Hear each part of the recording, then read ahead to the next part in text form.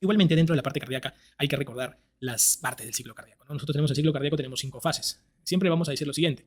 Ciclo, ¿no? Yo siempre le digo a todos los chicos, apréndanse esto. Ciclo. Para que se acuerden que hay 5 fases del ciclo cardíaco.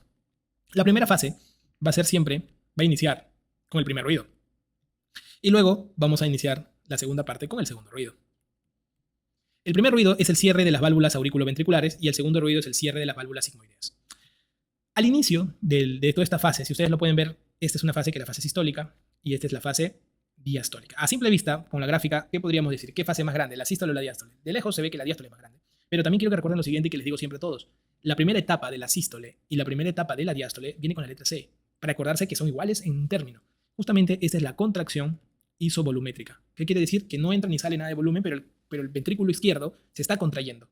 En cambio, en la diástole, la primera etapa es la relajación isovolumétrica. Igualmente, vemos que nada entra ni nada sale, pero que el ventrículo izquierdo se está relajando. Esto es muy importante para acordarnos de los términos. Luego tenemos la etapa de eyección, propiamente, donde hay liberación total, ¿ok? Y vamos a ver nosotros que una vez que ya se ha establecido el modelo del ciclo cardíaco, pues definitivamente, acá incluso acá se los voy a poner así mejor, para que no se vayan a confundir, ¿ya? Porque acá he hecho dos ciclos juntos, no, después se me confunden ustedes, y, miren. Acá quiero que se acuerden así. Así acá. Cuando pongan 1 es la sístole y 2 es la diástole, ¿ya? Igualito acá. La sístole, y acá he puesto dos rectángulos parados como para que se acuerden del cierre de las válvulas sigmoideas, y luego acá la diástole, ¿ok? Entonces, este es el primer ruido, este de acá es el segundo ruido, y después del primer ruido está toda la sístole, que te digo del sí, acá sí, sí, mejor estudiarlo así para que esté ordenadito, ¿sí? Y acá en la parte de la diástole, acuérdate de clo, nuevamente la C, la L y la O.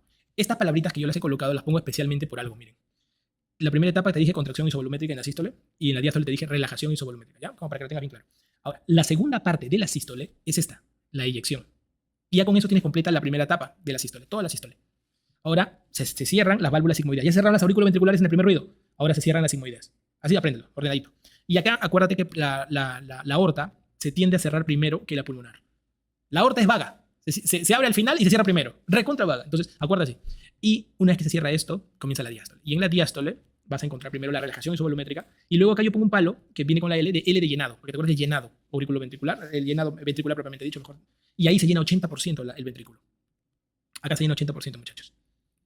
Y luego, en la última etapa de la diástole, se llena 20%, que sería este otro rectángulo.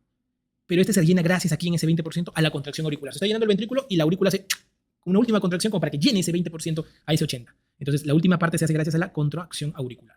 Cuando nosotros estudiamos los ruidos cardíacos, porque esta parte de la fisiología nos sirve para interpretar la clínica. Cuando nosotros estudiamos los ruidos cardíacos, siempre estudiamos así, dunk, tac, dunk, tac, así estamos, dunk, tac, dunk, tac, dunk, tac. Entonces, fisiológicamente, siempre vamos a escuchar esto. Y cuando ustedes tengan su estetoscopio, van a escuchar en el corazoncito de ustedes mismos, de su familia primero, y lo van a escuchar con la membrana. La membrana es aquellos que sirve para sonidos agudos. El primer y segundo ruido se escuchan bien. En cambio, la campana, que es la parte posterior del estetoscopio, sirve para lo que son sonidos más graves. También tenemos estenosis mitral, estenosis tricuspide, se puede escuchar. Ya lo miraremos. Entonces, primer y segundo ruido. El tercer ruido se relaciona con la segunda parte de la diástole, con el llenado. El tercer ruido se puede dar por dos situaciones, que son fisiológicas. Por aumento de volumen, por ejemplo, las gestantes tienden a aumentar un 20-30% el volumen plasmático, así que se puede escuchar un tercer ruido en ellas. O aumento de la velocidad. Por ejemplo, estás corriendo y estás corriendo, eres demasiado delgado, se te escuchan bien los ruidos, eres bien flaquito y te pueden escuchar el tercer ruido. Entonces, ve el aumento, ¿no? Pero así como puede el tercer ruido escucharse en estados fisiológicos, también se puede escuchar en estados patológicos. Y serían situaciones patológicas que aumentan el volumen, como por ejemplo la insuficiencia cardíaca, o situaciones patológicas que aumentan la velocidad. Por ejemplo, hipertiroidismo, ¿no? Que la sangre está que se mueve más rápido. Entonces, eso para recordarlo. Y en el caso del cuarto ruido, que sería el tercer momento de la diástole, que se da por la contracción auricular, se puede escuchar el cuarto ruido, generalmente siempre es patológico, siempre patológico. Y se relaciona el cuarto ruido con etapas o estadios finales de la insuficiencia cardíaca. Esto nunca lo olviden, esto es clave, por favor, para que lo recuerden más adelante en los exámenes, pero el cuarto ruido se debe al concepto de que se relaja mal el ventrículo. ¿Y por qué se relaja mal el ventrículo? Está tan dañado el ventrículo que no se contrae bien y se relaja mal. Como se relaja mal, entonces, al contraerse la aurícula, suena. Ahora, este cuarto ruido se podría perder, acá te lo dejo como una notita, el cuarto ruido se podría perder, ¿en qué situación? En una situación de arritmia, fibrilación auricular. Eso lo preguntan siempre. Y si desde ahorita lo dominas, te va a ir excelente en todos los exámenes. Porque se pierde en la fibrilación auricular, ya que la fibrilación auricular, las fibras, cada una baila con su pañuelo. Cuando en una contracción auricular todas están juntas, en la fibrilación cada una baila con su pañuelo. Y se podría generar ese tipo de daños y lesiones, ¿no? Ahora, hay sonidos también que se pueden escuchar, como los clics, que es cuando cuando se abre una válvula calcificada, se llama clic, o el chasquido también cuando se abre una válvula calcificada. ¿Qué diferencia entre chasquido y clic así brutalmente? Que el término clic lo usan para válvulas o prótesis, por ejemplo, ¿no? Clic, clic, clic, clic. Y el chasquido para válvula calcificada, puntual. Y lo usamos mucho para la estenosis mitral. En la práctica es así como se utiliza. ¿Ok?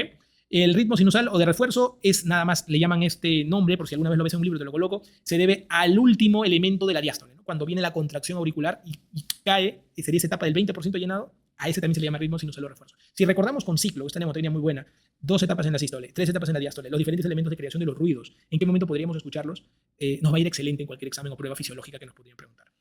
Un pequeño detalle final, la parte fisiológica es importante. Normalmente se cierra, primero hacemos el DUMTAC, cierre auricular-ventricular, y luego el cierre de la sigmoides. No debería suceder mal. Pero ¿qué pasa en la patológica? Normalmente, yo cuando hago esto, eso se llama respiración, es algo fisiológico. Sí, pero cuando yo hago esto, el segundo ruido tiende a tener un desdoblamiento fisiológico. Y ese desdoblamiento se debe a que al hacer esto aumenta el retorno venoso y el ventrículo derecho demora un poquito más en desaguarse. Entonces la arteria aorta se cierra y la pulmonar, en vez de cerrarse rápido con él, demora un poquito en cerrarse. Entonces se siente como un desdoblamiento.